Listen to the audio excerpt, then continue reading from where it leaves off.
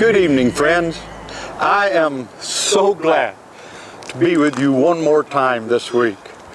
I just want you to know that it is a joy serving Jesus Christ. He is everything to me.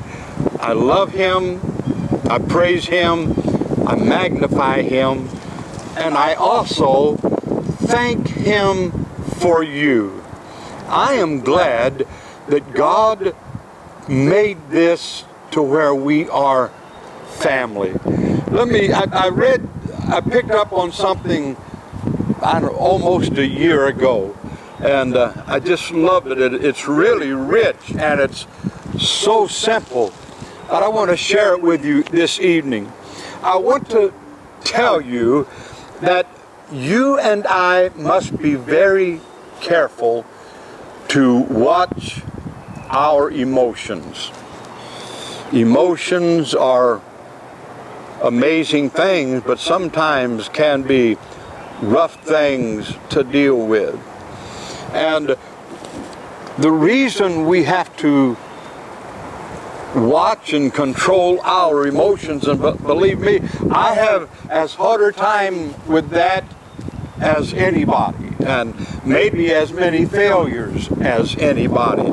But we've got to be careful with our emotions, because our emotions become our thoughts. Our emotions cause us to think the things and the way that we think. And we want to be very, very careful with our thinking. For the Bible said, as a man thinketh in his heart, so is he. So we have to be careful with our thoughts, because honestly, our thoughts become words. It's very dangerous for us to let our words go unbridled. Have you ever heard of somebody and the statement, well, they put their mouth in action before they put their brain in gear? Well, what that is saying is that their words out of their thoughts were not good words. So we have to take care of our thoughts, because our thoughts become our words. And we certainly must watch our words, because words become action. Our words will put us into action. You remember last night we talked about the disciples going out to the sea, and Peter was with them, and Peter said, I go a-fishing. Well, that was his thinking, and he put his thinking into words, and he said, I go a-fishing. And when he put his thinking into words, they got up and put his words into action, and when they got into the sea, they fished all night and didn't catch anything. Maybe they hadn't read the tides or something, I don't know, but his words were put into action, and they fished all night. Well, why is it important to think about our actions? Because our actions become our habits.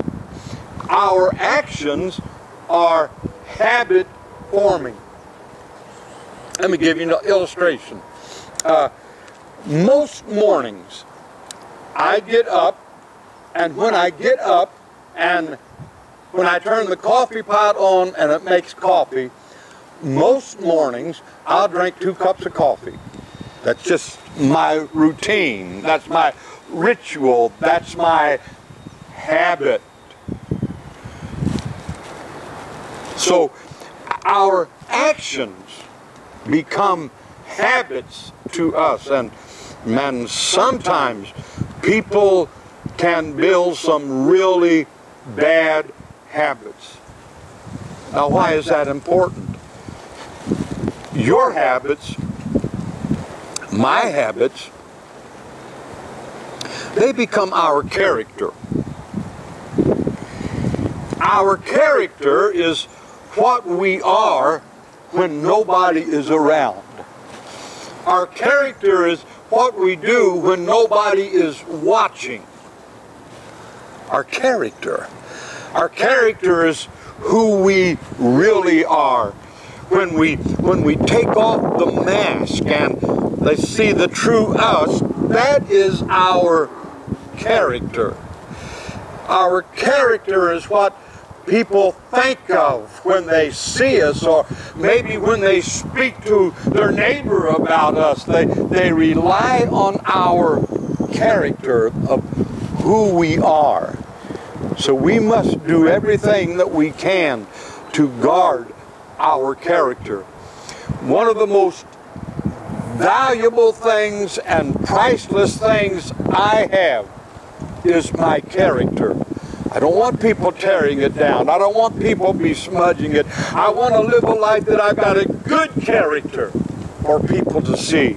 Well, why is that important? Because our character builds something in us. Remember, you got to watch your emotions. Your emotions become your thoughts. Your thoughts become your words. Your words become your actions. Your actions become your habits, and your habits become your character. And that is important because your character becomes your destiny.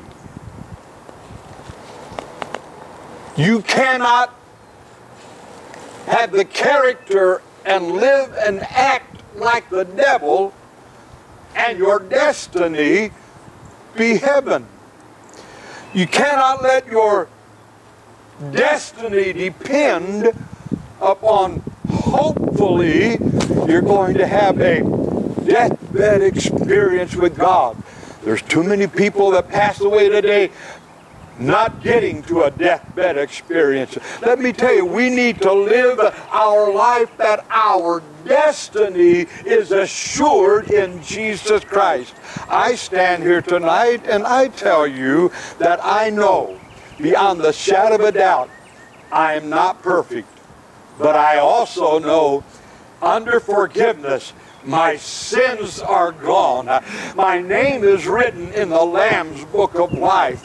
My life, my hope, my being is changed because Jesus controls my character.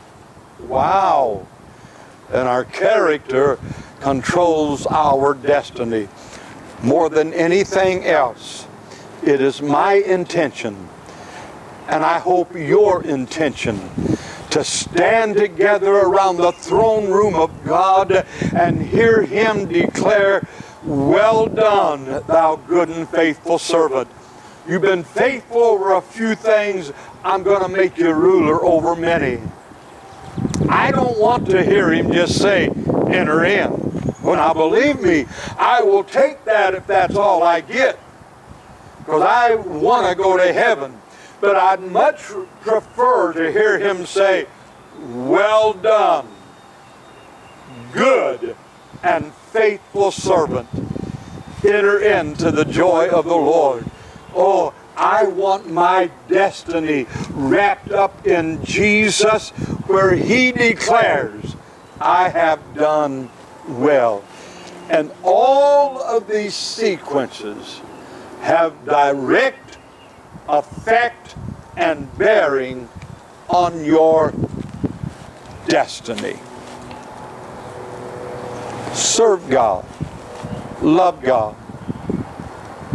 Remember, I heard here a short time back that there are many, by far too many CEOs in the church. And the preacher was silent for a minute, and I thought, what in the world is a CEO? So he answered it. He said, Christians are Christmas and Easter only. That's not what I want. I want my destiny to be more than Christmas and Easter. I want to live my life pleasing to God 7 days a week, 24 hours a day.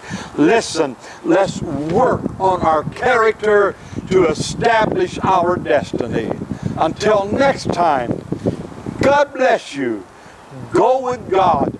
Keep looking up. Your redemption draweth nigh. And soon, and very soon, Jesus is going to come and claim us unto his own self. God bless you. Go with God.